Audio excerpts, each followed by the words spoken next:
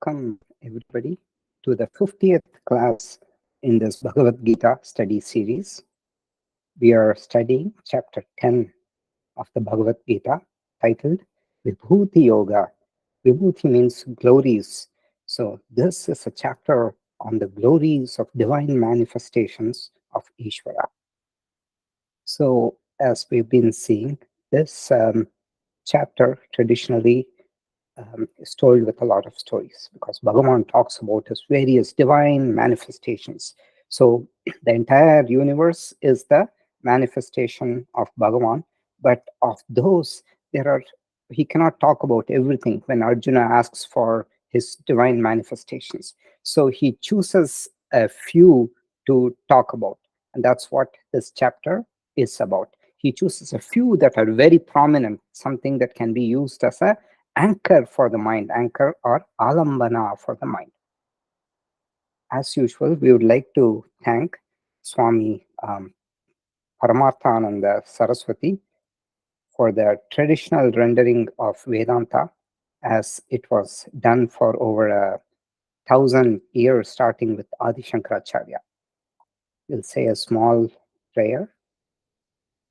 Om Shri Gurubhyo Namaha Sadashiva Samarambham Shankaracharya Madhyamam Asmadacharya Paryantam Vande Guru Paramparam. Salutations to the lineage, starting with Lord Sadashiva, with Adi Shankaracharya in the middle, and continuing up to our immediate teacher, Swami Paramarthananda Saraswati.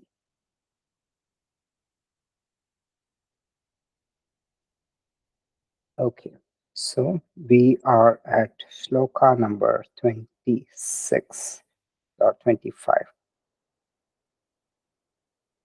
Okay, so 25. Maharshinam Bhruguraham Giram Asmekam Aksharam Yajnanam Japa Yajñosmi Stavaranam Himalayah. The great rishis, the great Sapta rishis, the seven mind-born sons of Brahma, I am Bhrigu. We saw the seven mind-born sons of Brahma earlier. So the seven rishis have been recounted earlier, and they are Atri, Bhrigu, Kudasta, Vashishta, Gautama, Kashyapa, and Angirasa. So why were seven rishis needed? Weren't the four ancient rishis sufficient? We saw that all the four ancient rishis decided to go the sannyasa path. So they said pravritti marga is not for them.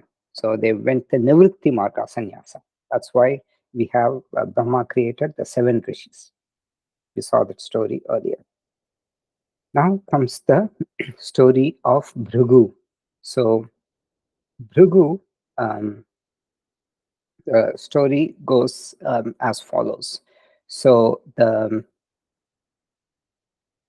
Bhagavata Purana describes a legend in which the sages gathered at the bank of river Saraswati to perform a great yajna. So when they're performing a yajna, they need the recipient of the yajna, somebody very worthwhile. So they could not decide who among the Trimurtis, the Supreme Trinity, Brahma, Vishnu, and Shiva, was most preeminent and should be the recipient of the yajna. So they gave the task to Bhrigu to determine the answer. So they gave him, they deputed the task.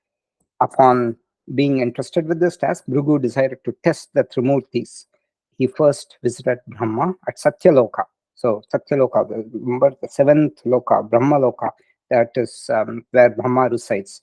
And to test his patience, he was first visited and he wanted to see how patient he was. He refused to sing or praise or prostrate before Brahma. Brahma grew angry, but realized that Bhrigu is a son, mind-born son of Brahma. Brahma knew that Bhrigu was testing him. He just allowed him to go. He didn't pick a fight with him.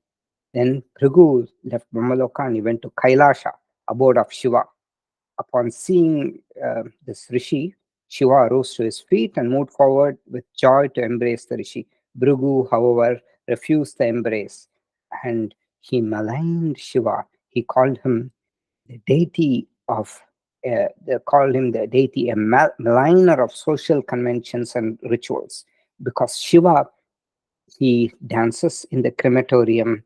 He takes ashes from the cremated ashes of those who have been burned and puts it on his forehead. So Shiva is known for these kind of things. So Bhrigu called him the deity, the Shiva deity, a maligner of social conventions and rituals. And Shiva was very infuriated, and he rose, took his trident, and he was prepared to strike Bhrigu, but he was calmed by his wife Parvati. Otherwise, Bhrigu would have been in trouble. Then Bhrigu traveled to the abode of Vishnu, Vaikuntha, and Vishnu was resting his head on the lap of Lakshmi. When the sage arrived, Bhrigu, he was resting, he was sleeping. He was in his yoga nidra. Then Bhrigu kicked Vishnu on the chest to wake him up. First, Vishnu was startled. He wakes up, and then looking at Bhrigu, he greets him and starts massaging his feet and washing his feet. And he says, my chest, Vishnu says, my chest has been sanctified by being in contact with your great sage's foot. So, and Bhrigu was overpowered with emotion. So he went back to the sages and declared Vishnu to be the greatest of the Trimurtis. Anyway, this comes in Bhagavata Puranam. So obviously, Vishnu is the greatest. Similarly, you've seen there are many ways in which Rudra was born. We previously saw Rudra was born from because Brahma was so angry, and the 11 Rudras came. And in the Bhagavata Puranam, that is the one of the Puranas. In the another Purana, in the Shiva Purana, Kashyapa worships Shiva, and Shiva says he'll be born as the sun, and including him, there were 11 sons that were born. So it depends on which Purana you look at, you'll get a slightly different version of the story. So that is Bhrigu. Bhrigu tests the Trimurtis to find the most patient one. So Vishnu emerged the winner here. Next shloka.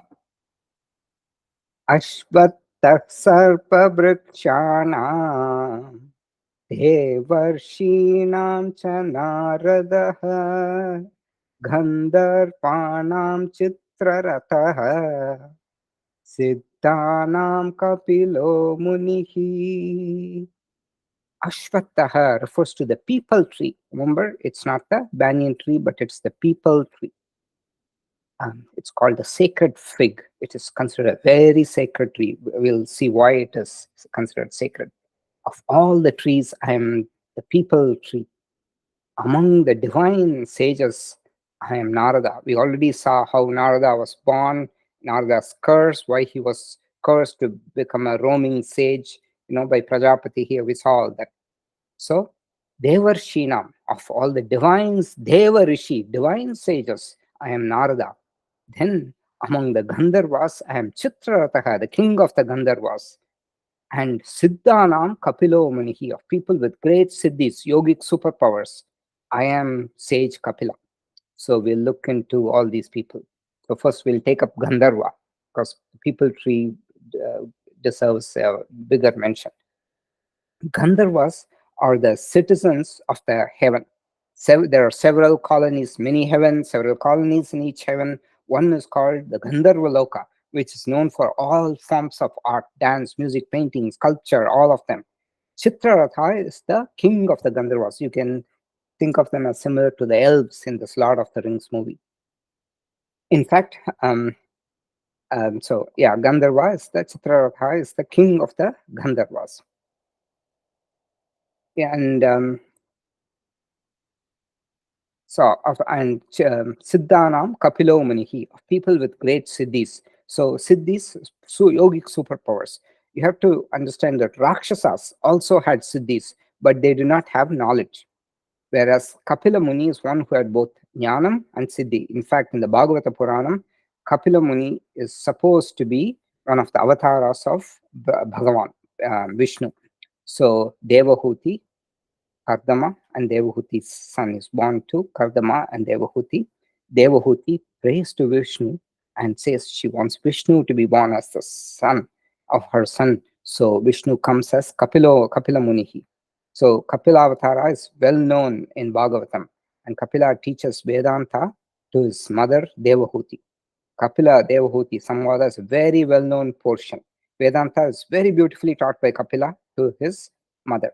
So there is also another Kapila Rishi who is not avatar of Vishnu, who was a great philosopher who propounded the Sankhya philosophy, which is different from Vedanta.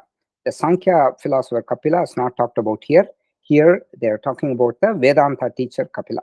So Kapila Avataram is what's talked about. Not only he was a great Vedanta teacher, he was a Siddha Purusha, which means he had great siddhis, superpowers. We saw Kapila Muni, when he opens his eyes, all the 60,000 sons of Sagara Putra, they were all burnt.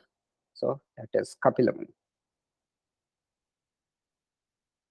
Next comes the people or the sacred fig. So a big description of this tree is given in the 15th chapter of the Bhagavad Gita. Why is this tree very important? You can see in this tree, just like the banyan tree, the roots come from above and entrench into the ground. So the roots come from above, and the branches are below the roots. Okay. So let us see a little bit about the description of the tree. Okay. So in the 15th chapter, which is called Purushottama Yoga, there are some few verses which beautifully describe the tree.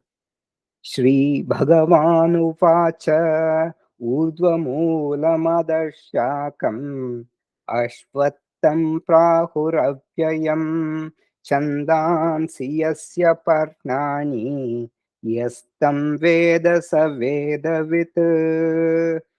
They say that Ashwatha, people tree, has its roots above and the branches below. Its leaves are the Vedas. One who knows it is a knower of the Vedas. So the people tree.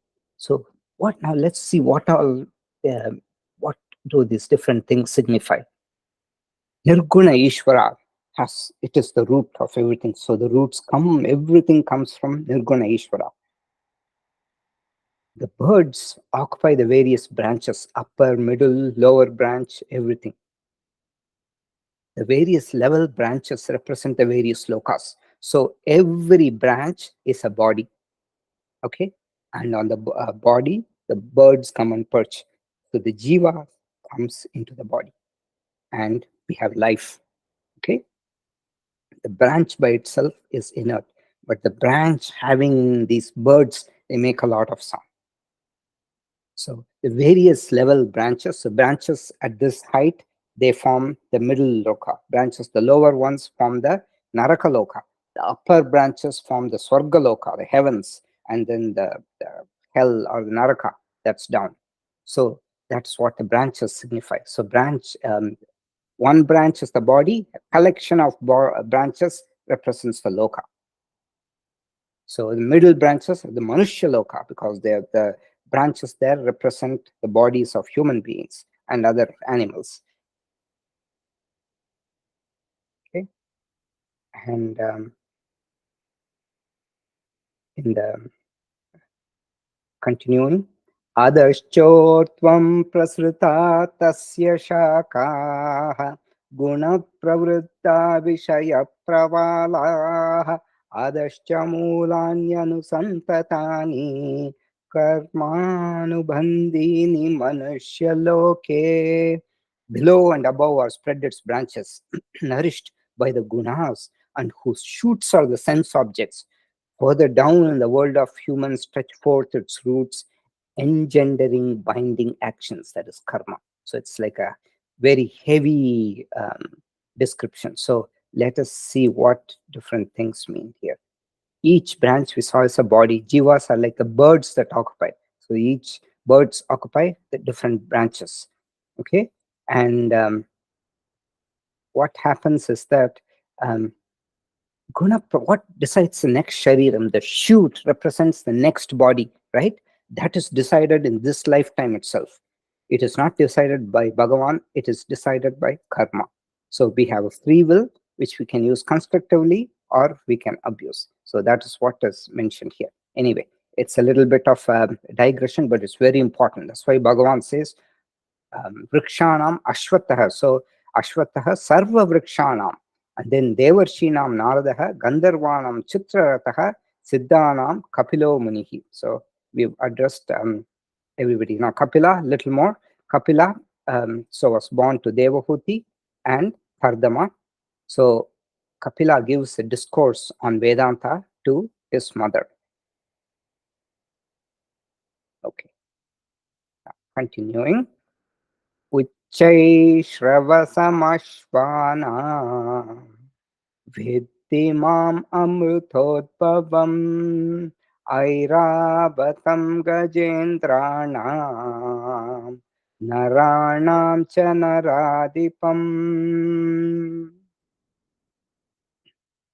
Among the horses, know me to be Uchchaishrava, which was born from the churning of the milky ocean for the production of nectar. Among elephants, I am Airavata. And among human beings, who's the greatest human being? The king. Among human beings, I am the king. So, Uchchaishravasam Ashvanam. Ashvaha means horse. Among the horses, know me to be Uchchaishravas. And how did Uchchaishravas come? Amrutodbhavam. So, from the production of nectar, churning of the milky ocean, Shiro, then but so Shir Sagara, there is a milky ocean. When it was churned, nectar, amrutam was produced, the nectar of immortality. And during that same time, Airavatam was also produced. Airavatam is Indra's elephant. And among human beings, I am king. So, story of churning for nectar. We saw the story, previously we've seen the story. Every story starts with a curse. And who's the greatest of curses? We've seen Rishi Durvasa. So once it happened that um, Indra was riding on his elephant, and what happened at the time was that somebody had given Durvasa a garland, a lady. She gave him a garland because she saw Durvasa approaching and she was just terrified. So whatever was in his hand, in her hand, she just gave it to him because she was just terrified because he's known for his curses. So she fell at his feet, gave him the garland, and Durvasa was happy. He took the garland, but he didn't know what to do with this. He can't wear it on his neck. He's a rishi. So he gives it to Indra. So Indra is sitting on the elephant at the top, and he could not reach. So what does he do? He asks the elephant to get it. So the elephant puts his trunk and gets the garland. And Indra keeps the garland. He didn't know what to do. He just kept it on the elephant's forehead. Now, because the garland had some flowers which were a little rough and itched the elephant's head. The elephant shook the head and the garland fell down, and the elephant also stomped on it. So Durvasa saw this and he was enraged with Indra. So he cursed him that Indra will lose all his wealth, all his immortality, everything will be gone from the Devas. And that is when Indra was so sad and he prayed to Vishnu, and Vishnu suggested that he milk the Kshirsagara, the ocean of milk, to get the elixir nectar. But it was such a big task, so they needed the help of Rakshasas. So this is what happens. And Vasuki is used as the rope, Mount Mandara is used as the ladle for churning, and this is what had happened. The story of the churning for the nectar. So when they churned, then different things came out of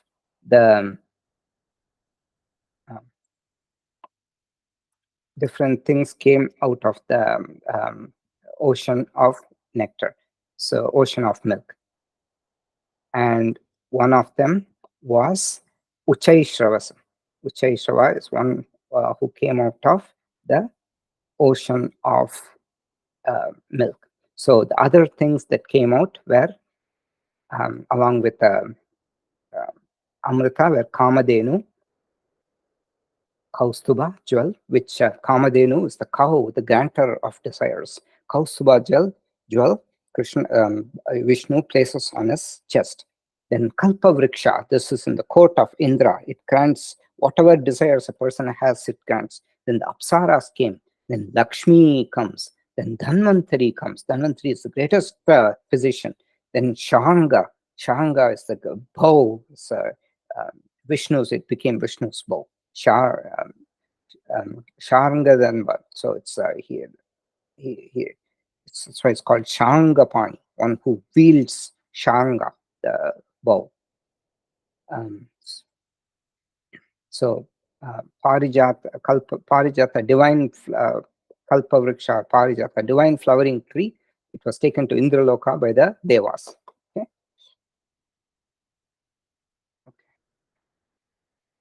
All right. Uchaishravasa. So Uchaishravasa in Hindu mythology is a seven-headed winged white horse that is considered the king of horses and the ancestor of all the current horses. The name Uchaishravasa, Shravanam means to hear. So it means, literally it translates to Uchai means like peak, or Uchi is like very big, tall, long. So it refers to long ears. Another meaning is Uchi means it's like high pitched. Shravasam means, here you can interpret it as sound. So a high pitched neighing horse. So it screeches. So it's called Uchaishravasa. You can take whatever meaning you want. Okay. Now, Ayudanam aham prajram dhenunam asmi kamadhuk prajanaschasmi kandarpaha sarpanam asmi vasukihi. Ayudam, of all the weapons, I am Vajram, Indra's thunderbolt. We've seen that story, the story of Dadichi, right? Vajram, how Indra gets the Vajrayuda from Dadichi. Dadichi gives up his body because he meditates in Vajrasana, like upright spine. His spine becomes so strong. That's why Vajrasana is very important for strengthening the spine. So there are different Vajrasana, Supta Vajrasana, all those things. It helps the spine. And even when meditating, your spine has to be erect. So Dadichi gives up his body because his spine was so strong. He gives up his body, and from his spine, Vishwakarma, the divine architect, makes the Vajrayuda, which Indra uses against the asura called Vritra to gain victory. So it's considered the strongest of the weapons, thunderbolt. Among the cows, I am Kamadenu, and Prajanaschasmi Kandarpaha. I am the productive passion among the forces that cause procreation. Okay, Kandarpa is also refers to the god of love. Prajanaha means that for the force that causes procreation. Praja means it's basically getting children. Prajanaschasmi Kandarpaha. So I am the productive passion. Kandarpa, you can symbolify as a person, as Kamadeva, or you can say it is the productive passion among the forces that cause procreation. And Sarpanam Asmi Vasuki. Sarpam and Nagam, I have to make a distinction because next Naga will come. Sarpa means a venomous snake. Naga refers to a non-venomous snake. So among Sarpanam Aham Vasuki, I am Vasuki among the poisonous snakes. So story of Vajrasana, I'm not going to repeat it.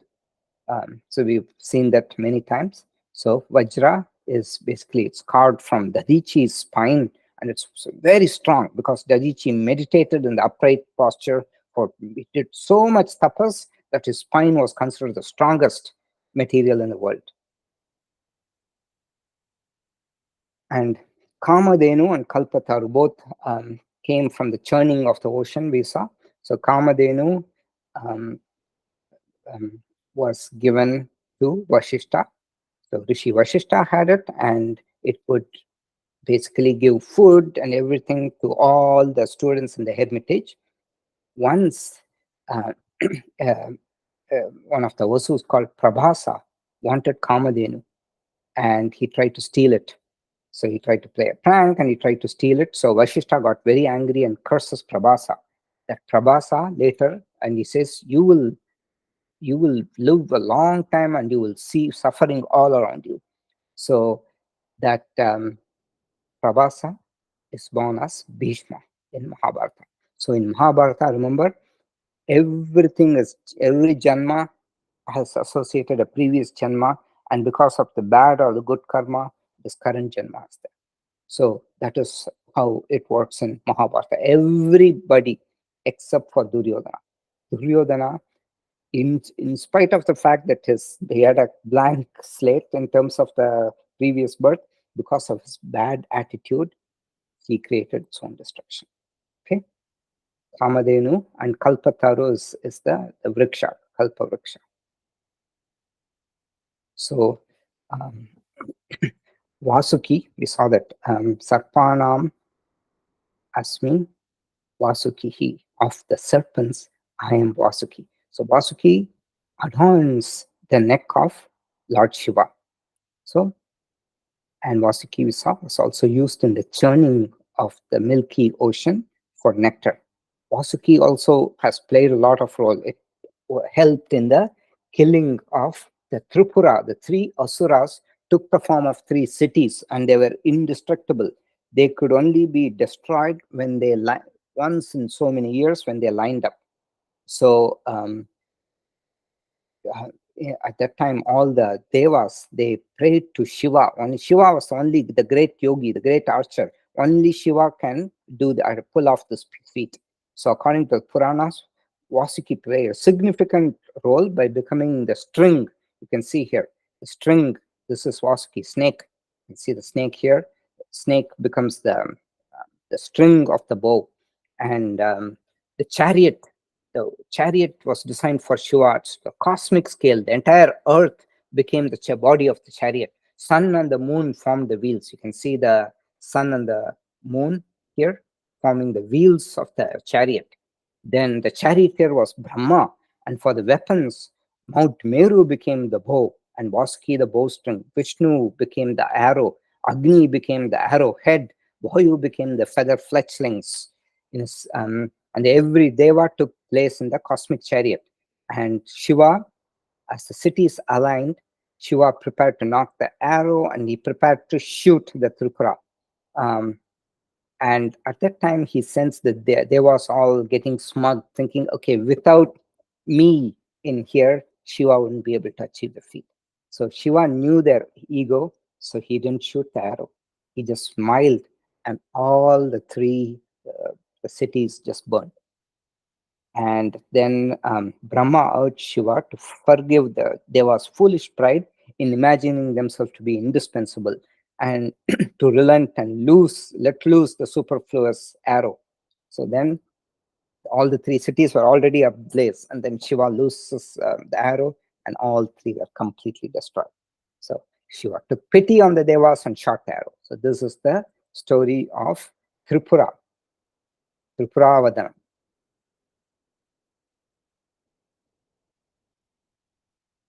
अनन्तश्चास्मि नागानां वरुणो यादसाम् अहं पितॄणाम् अर्यमा चास्मि यमः संयमताम् aham. So before that, I have to say Vasuki was born to Kashyapa and Kadru. So Adishesha, so Naganam, Ananta, so Ananta is also Adishesha. Ananta and Vasuki, they're brothers. So first was Adisesha was born, then Vasuki was born. Um, Vasuki is a devotee of Shiva. Ananta is a devotee of Vishnu. So of the Nagas, the non-poisonous snakes, I am Ananta Adisesha. Ananta is also called Adisesha, Anantanag. Pithrunam Aryama Chasmi, among water, Varuno Yadasamaham. Among water deities, I am Varuna. And Pithrunam Aryama Chasmi, I am Aryama among the ancestors. And Yamaha Samyamatamaham. Samyamatam means controller. So, controller of what? Controller of life. I am Yama among the controller of life, because Yama is the one who takes the body away, right? Who takes the jiva away from the body. So, among the controllers of life, I'm Yama. Yama literally means control. So, Ayama, Pranayama, Ayama means great control. Prana plus Ayama means great control. Ayama means lack of control. Okay, so you have to distinguish. Sura means somebody who's not tasted the sura, the nectar of immortality. Suri means somebody who's tasted a lot of it. There was a rishi called Suri. Um, uh, so it comes in the Bhagavad Gita also, Asuri. So, and the Aryama among the ancestors. So the heaven, is divided into many colonies. We saw, right? Different heavens. Even every heaven is also divided into many colonies. So there's a loka called Pitru Loka, and in that loka, it's presided by Pitru Devatas, that is the ancestor Devatas. And the head of the Pitru Devatas is Aryama.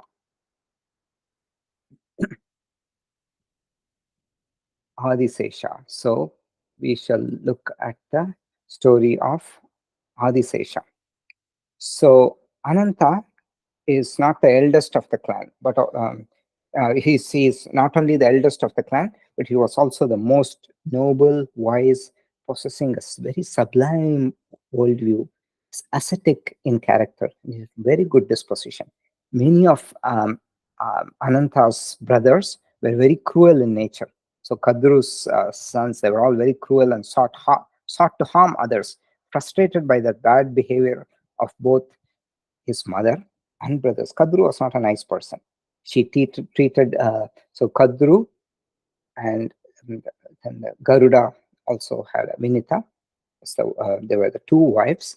And what happened was, so Kashyapa had two wives, and Kadru, Vinita. Vinita's son is Garuda, and Kadru's sons were all the Nagas and Sarpa, all the snakes. And other than Vasuki and Adisesha, the rest were cruel, just like their mother. And frustrated by the bad behavior of both the mother and the brothers, Adisesha left home and his family to perform severe austerities and penances. He lived in the air and meditated in many places. Wanting to rise above the jealousy and envy that characterized his relatives, he plunged into meditation on Brahma. Pleased with his dedication, Brahma appeared before Sesha asked about the boon he wanted. Sesha prayed that his heart may always rejoice in virtue and blessed repentance, that he always keep his mind under control and continue his ascetic practices. Later, Adisesha is the one who's born as Patanjali, according to legends, to give yoga. Okay, Brahma happily granted him the boon, and also gave him boon that even when the entire world is destroyed by the universal fire, Ananta will not perish. So Brahma, admiring Ananta's self-denial and love for the world, orders him to go underground and balance the world on his head. So Adisesha considered this an honor and happily accepted the new responsibility. So if you see Adisesha in some of the pictures, you'll see the entire world resting on Adisesha's head. So, for example, let's see if I can get a picture. So, yeah, you can see the entire world resting on Adisesha's head. Okay, so that is the story of Adisesha.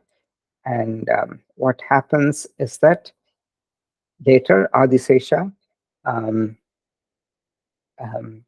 becomes a bed for Mahavishnu, because Adisesha thinks it is his divine um, duty to serve as a bed for Mahavishnu. And whenever Vishnu incarnates on the earth as a avatara, Adisesha also accompanies him. So when Vishnu comes as Rama, Adisesha accompanied him as Lakshmana. When Vishnu comes as Krishna, Adisesha comes as his brother Balarama. So Adisesha incarnates as Patanjali to honor Shiva as the first teacher of yoga, and to see his Tandava dance. Okay.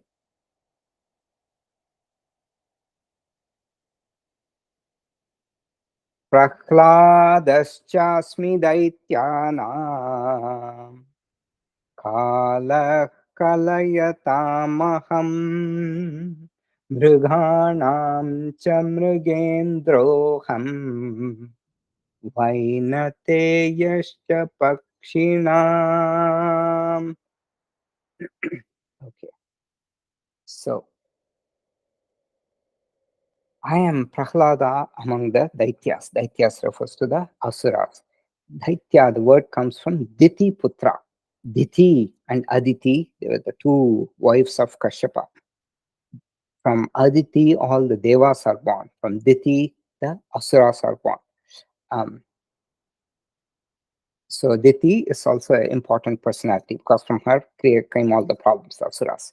Um, Then Kalaha Kalayatam Aham. I am the time among the reckoners. So reckoner is accountant. Kalayataha means accountant. So among the account keepers, I am time. I am Kalaha among the reckoners or the account keepers. Okay. Then among animals, I am the lion. Mriganam, Mrigendra refers to the king of animals, which is the lion. And Vainateyascha Pakshina. Pakshis are the birds. Among birds, I'm Vainateya, just Garuda, first to Garuda. So Prahlada, I'm not going to tell the story. Guys are all, everybody is familiar with. Pra plus Hlada. Hlada means great divine pleasure. Pleasure beyond the senses. How did Prahlada have all this pleasure? By chanting the name of Vishnu. Garuda, I just said Vinita's son. Pavanah Pavatam Asmi Ramah Shastrabrutam Aham Jashanam Makaraschasmi Shrotasam Asmi Janavi. So, Pavanaha Pavatam Asmi. Among the purifiers, I am the wind. So, previously, among the purifiers, Bhagavan said is fire. Now he's saying, among the purifiers, I am the wind. Wind, compare when you air out something, all the smells, everything goes away, the germs are destroyed. So, Pavanaha Pavatam Asmi. And of the Shastra Bratam, one wielder of weapons, I am Rama. So here I have to make a distinction between Astra and Shastra. Shastra or astras refers to those that are thrown. It can be arrows, missiles, etc. Shastras are the one that are fought with sword, mace, bow, etc. So of the wielder of weapons, the bow, I am Rama. Rama was the greatest in terms of the wielder of weapons. And Jashanam Makaraschasmi, of the fish, I am the whale shark. Makara can also mean crocodile. So here, Makara refers to, people interpret this as a large fish, like a whale shark, because crocodile is not a fish. So Jashanam Makaras Jasmi. Then Shrotasam Asmi Janavi, of the rivers I am Janavi. We saw why she got the name Janavi, because she flooded Janu Maharishi's ocean. when the goddess Ganga descended upon the earth after being released from Shiva's locks, she foolishly entered Janu Maharishi's ocean or hermitage, and she flooded the hermitage. So Janu Maharishi got angry, so she drank Ganga. And then when Bhagirath prayed again, so he released her from the ears. So that's why she's called Janavi, the daughter of Janu.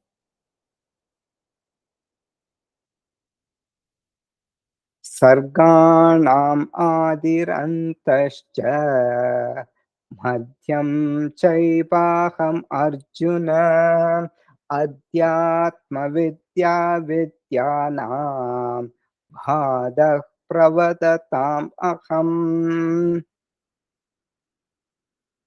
So, Sarganam Adi Antascha, I am the beginning, middle, and the end of created things. Sargaha, for those which are created, Adi Anta Madhyam Cha, I am the beginning, end, and also the middle of all the created things. Adhyatma Vidya Vidyanam, I am the self-knowledge with a capital S, self-knowledge of the Atma among all forms of knowledge. And Pravadatam aham vadaha. Pravadatam means among debates, I am logic. Vadaha means conversational debate, I am logic.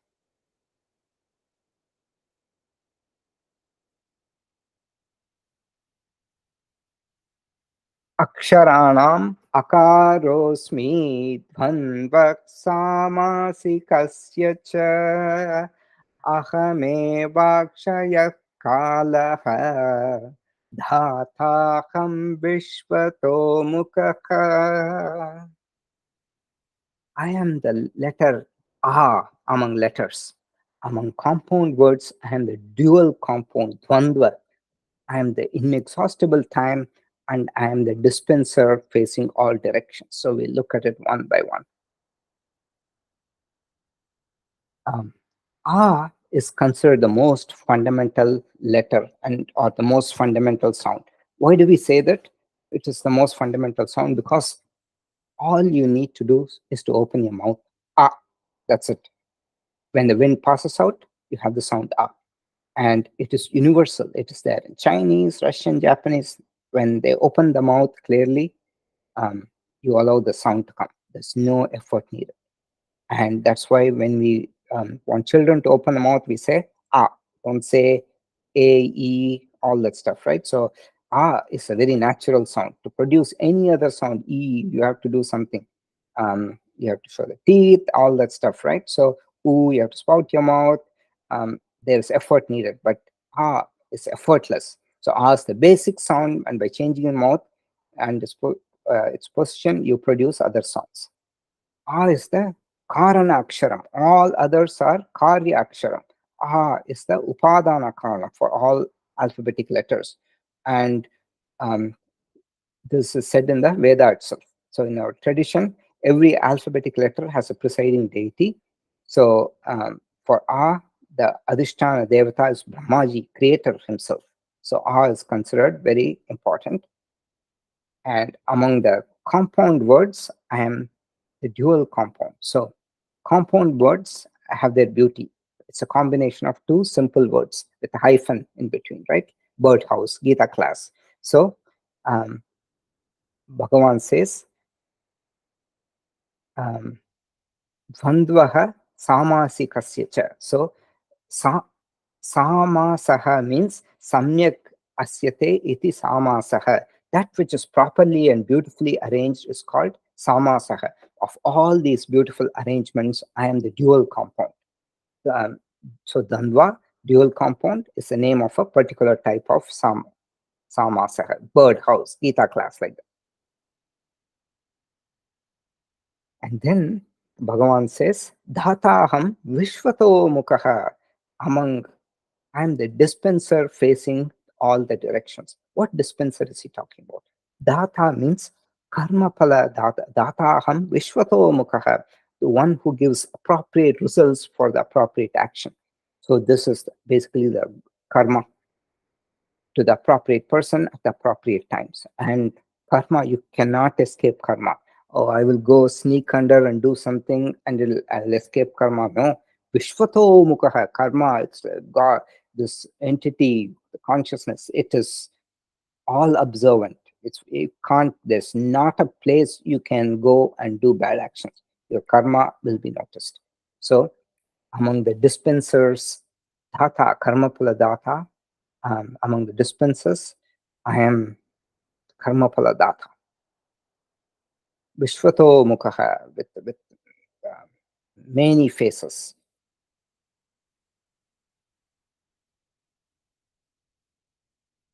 Mrityuk sarvaharashchaham udbhavascha bhavishyatam kirti shrivakya narinam smritir medhadrutik kshamaha.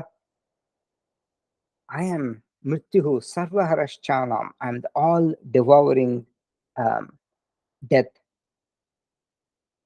Utpavascha Bhavishyatam, and I am the source of prosperity for those who are prosperous, those who are to be prosperous in the future. Among women, so Nari, you can interpret it as just women, or it can refer to the female deities, whichever you want. I am fame, Kirtihi, fame, Shri, fortune, Vak, speech, Smritihi, memory, Meda, intelligence, Dhritihi, fortitude, Shama, patience. So these are all among women, these are all the characteristics of women. I am all these among women. Or you can interpret this Nari to be female devatas, in which case we have Lakshmi Devata, Lakshmi Devi presiding wealth, Saraswati Devi presiding over knowledge, Parvati Devi over Shakti, etc. So you can interpret whichever way you want. Okay, so with this, I will stop the recording.